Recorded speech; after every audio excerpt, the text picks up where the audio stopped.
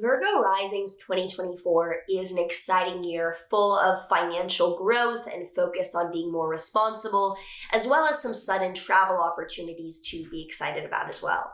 If you're excited to find out what's coming up for you and your rising sign this 2024, which is like crazy to say, I remember doing 2019 yearly forecasts, like what the fuck. Anyway, like, subscribe, and hit the notification bell so you continue to be up to date next year with what the stars have in store for you. Hi, if you're new here, I am Maren. I make videos on astrology. I also put out music, so do stream my songs below. And if you want to enroll in any of my astrology courses or get a private astrology reading from me, all that info is down below as well. I take readings ongoing, and you can find all the info there.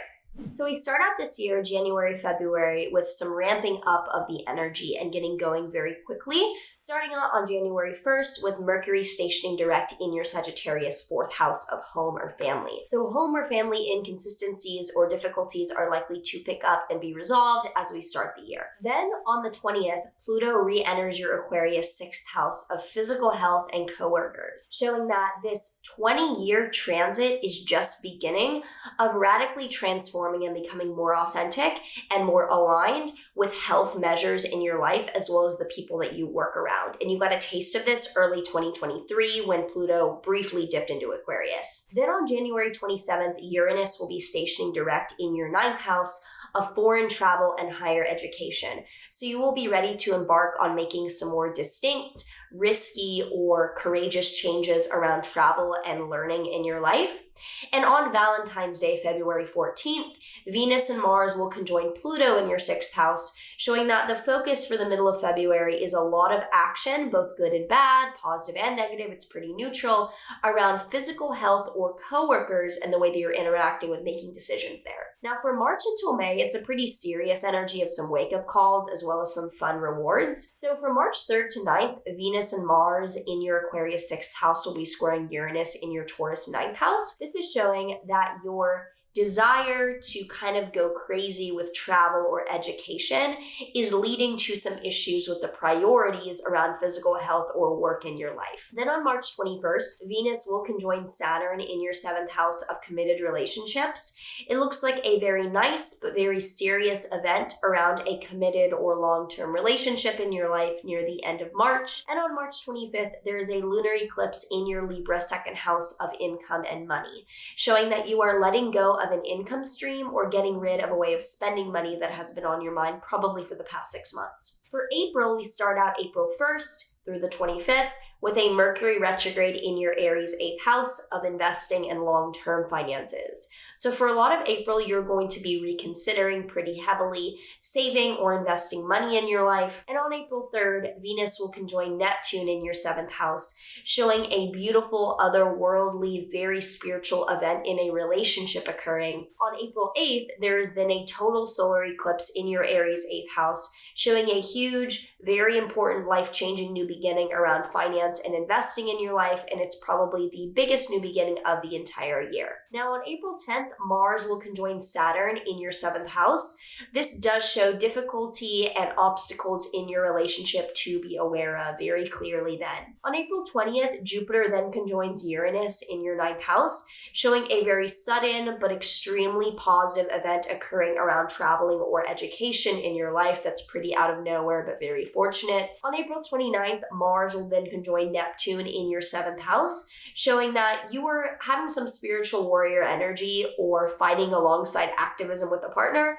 Very aligned, very aggressive spiritual combination there with a partnership. On May 18th through the 23rd, Venus will then conjoin Uranus and Jupiter in your 9th house, showing extremely positive, out of nowhere, very surprising events due to travel or education progress coming up in your life. And on May 25th, Jupiter will then enter your Gemini 10th house of career for the following year of June 2024 until June 2025, showing that the area that will most substantially grow during that period will be career opportunities for you as that really abounds. Now, the summer from June until August is dramatic, but not all that serious. Starting on June 8th, Venus will square Saturn between your 10th and 7th houses, showing that as career things go very well, you might be getting pushback or some judgment from a partner that feels very cold. On June 29th until November 14th, Saturn will be retrograde in your 7th house, where you might be rethinking the commitment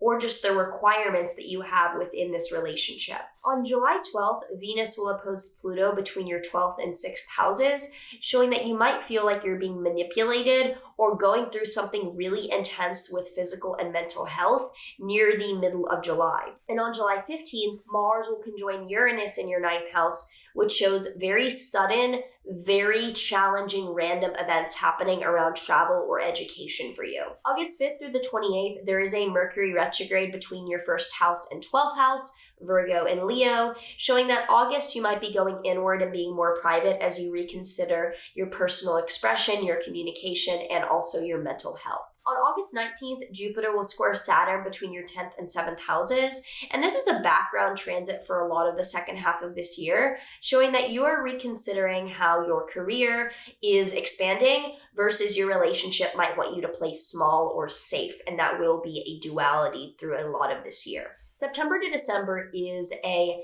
fall and winter of going inward and getting more serious and private. And we start with September 1st, Pluto re-entering Capricorn for the next 2 months or so, showing that you are tying up loose ends and ending a 20-year transformation of creativity and romance this September, October. Now, September 17th, there is a lunar eclipse in your Pisces 7th house, showing the ending and the letting go of a relationship chapter in your life that is going to be a relief for you. Then on October 2nd, there is a solar eclipse in your Libra 2nd house. This shows a huge new beginning with a way of making money or a way of building up income in your life. Then on November 3rd, Venus will oppose Jupiter between your 4th and 10th houses. This is an amazing transit for positive events with living situation and career, which are going extremely well, and maybe your job is leading you to live somewhere new, etc., or your family is really supportive. On November 19th, Pluto will firmly re-enter your Aquarius 6th house,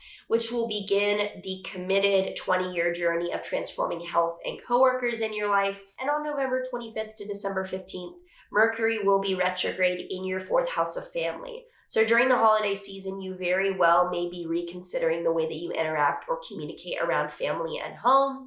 And we end the year on the 24th with Jupiter squaring Saturn for the last time between your 10th and 7th houses, where you are likely having an issue between restriction or trying to appease a relationship being at odds with the expansion of your career. So if you already have some thoughts or some feelings around what is coming up for you this year ahead, do let me know in a comment down below. And now let's pull a tarot card to see what other info we have. The tarot card that we have here for Virgo Risings this 2024 is the Knight of Pentacles. So with Pentacles being worldly possessions and like food, money, things that are very tangible, the Knight is what goes out and gets things. So this is your year to like secure the bag and put your well-being over anyone else's judgment or being a people pleaser first. How are you feeling? What are your thoughts? What are you expecting for this year ahead after hearing all this? Let me know down below. I'm very interested to hear how you feel about this year ahead. I know I have some thoughts, some pros, some cons, and can't wait to see how it plays out. So yeah, looking forward to making videos for you guys in the year to come, and I will see you in the next one, which will be next year. All right, see ya.